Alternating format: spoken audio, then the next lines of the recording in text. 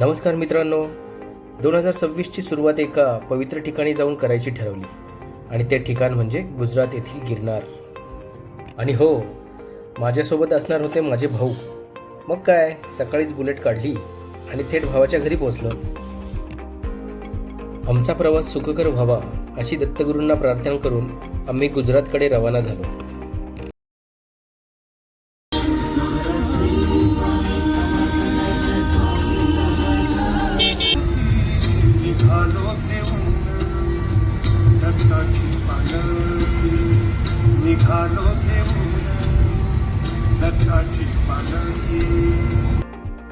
आमची ही ट्रिप तशी अनप्लॅनच होती.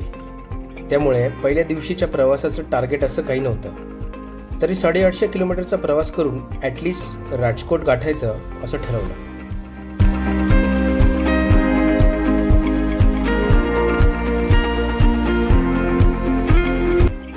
महाराष्ट्र बाउंड्री क्रॉस करताना मनात एक विलक्षण उत्सुकता होती. कारण प्रत्येक नवीन प्रवासामध्ये काही ना काही नवीन अनुभव मी घेतच आलो. आणि मग सपासप गावामागून गावं मागं पडत गेली आणि नर्मदा कधी क्रॉस केली हे समजलंच नाही.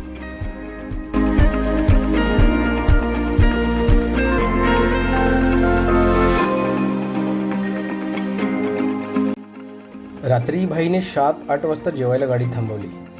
नंतर डायरेक्ट 1:30 वाजता, ते पण राजकोटला.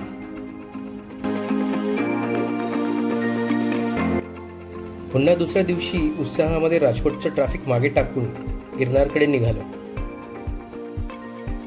मग वाटेत सोमनाथचा बोर्ड बघितला आणि नंतर विचार केला की आधी सोमनाथला जाऊन येऊ आणि मग रात्री गिरनारला चढायला सुरुवात करू.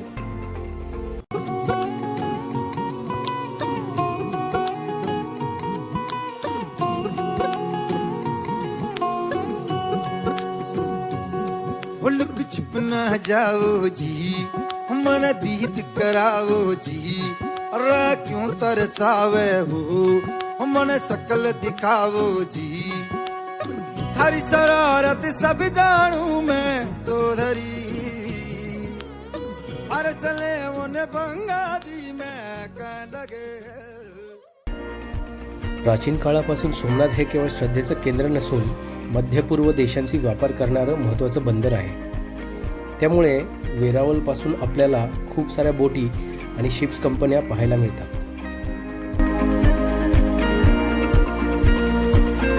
सोमनाथला आल्यावर मंदिराचं ऑफिशियल भव्य पार्किंग लागतं. इथे व्यवस्थित पेड पार्किंग आहे. कदाचित पीक सीझनमध्ये क्राऊड जास्त असेल, पण आम्हाला आरामात पार्किंग करता आलं.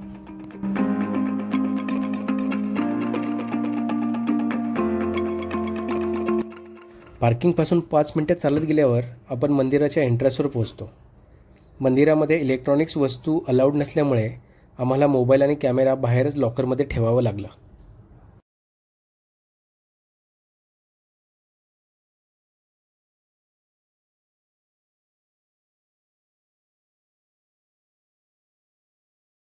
मंदिरातील वातावरण अतिशय सुरेख आहे आणि येथील शिवलिंग म्हणजे आपल्या डोळ्यांना तृप्त करतं, पण मन काही भरत नाही.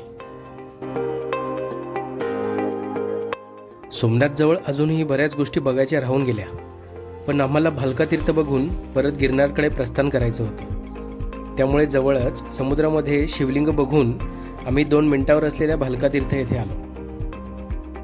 याच ठिकाणी महाभारत युद्धानंतर विश्रांती करत असलेल्या श्रीकृष्णाच्या पायाला बाण लागून येथे त्यांनी आपला देहत्याग केला होता.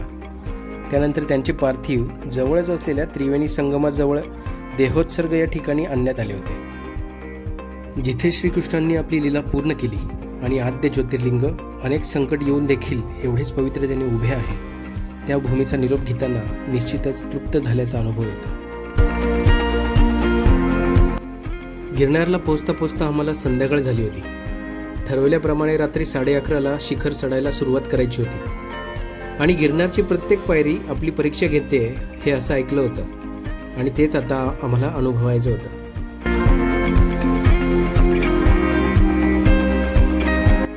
वरती पायऱ्या चढायला सुरुवात करायच्या आधी तुमचे बॅग चेकिंग केलं जातात. याच्यामध्ये तुम्हाला प्लास्टिकच्या कुठल्याही वस्तू अलाउड केल्या जात नाहीत. आणि मग पहिल्याच पायरीजवळ दत्तगुरूंना नतमस्तक होऊन आम्ही पुढच्या अवघड प्रवासामध्ये आम्हाला त्यांची मदत व्हावी यासाठी आवाहन करून चढाईला सुरुवात केली. निराकार गुरु गुरु रात्रीच्या अंधारात हातात टॉर्च आणि जय गिरणारे जय दत्तगुरू असा जयघोष करत जाणारे अनेक भक्त आमच्या सोबत होते. त्यामुळे आपण डोंगर नाही तर श्रद्धेचा दिवा मनात घेऊन एक एक पाऊल दत्तगुरूंच्या जवळ जात होतो अशी मनात भावना येत होती. कर पारायण गुरु विण नाही नर नारायण गुरुचरिताचे कर पारायण. पुढे अंधारातच 3,500 पायऱ्या चढून वर पोहोचलो. तेथे जैन मंदिर लागते. येथेच नेमिनाथ भगवानांनी मोक्ष प्राप्त केला असे मानले जाते. पुढे 4,000 पायऱ्या चढून आल्यावर आपल्याला लांबूनच दत्तगुरूंच्या मंदिराचे सुंदर असे दर्शन घडते आणि नकळतच डोळ्यातून आनंदाश्रू वाहू लागतात. दत्त दत्त नामाचा महिमा, दत्त दत्त नामाचा महिमा, दत्त दत्त नामाचा महिमा. गिरनार पर्वतावर दत्तात्रय शिखरापूर्वी आणि अंबाजी माता मंदिरानंतर येणारे एक महत्त्वाचे ठिकाण म्हणजे गोरखनाथगड. येथेच गुरु गोरखनाथांनी तपश्चर्या केली होती आणि आजही इथे साधना आणि धुनी अखंड पेटलेली दिसते.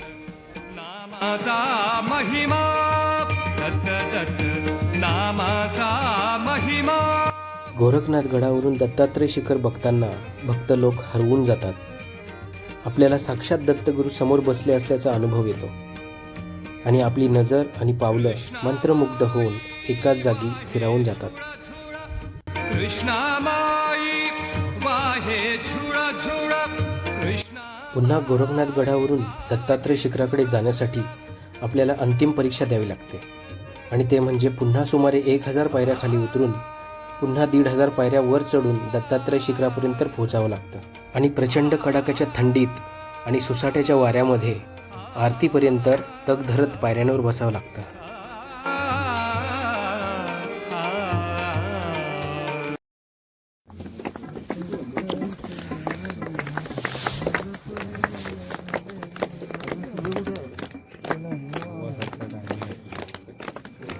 पहिल्या आरतीसाठी शेकडो भाविक पायऱ्यांवरती उभे असतात. चरणपादुकांचे दर्शन घेऊन बाहेर येईपर्यंत बाहेरचं वातावरण पूर्णपणे बदललेलं असतं. जणू तुम्ही तुमच्या सगळ्या क्लेशातून मुक्त होऊन एक पुनर्जन्म घेऊन बाहेर पडत असता.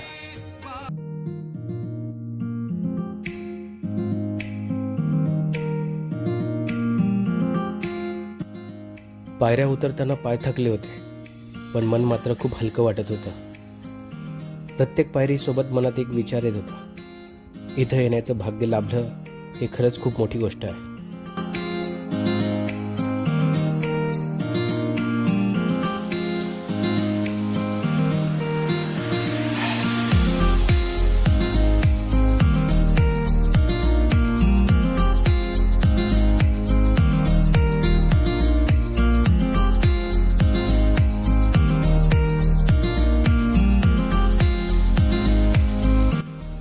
डोंगरावरून वाहणारा थंड वारा, दूरवर दिसणारे जुनागड शहर. अखेर हजारो पायऱ्यांचा हा स्पिरिच्युअल प्रवास करून आम्ही गिरनारच्या पायथ्याकडे निघालो.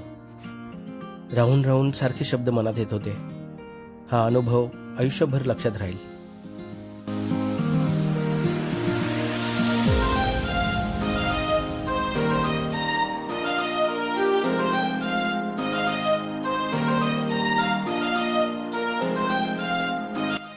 पुन्हा मागे वळून दत्तगुरूंना एकच प्रार्थना केली, गुरुदेव, पुन्हा एकदा तुमच्या या गिरनारवर येण्याचं भाग्य आम्हाला लाभू द्या.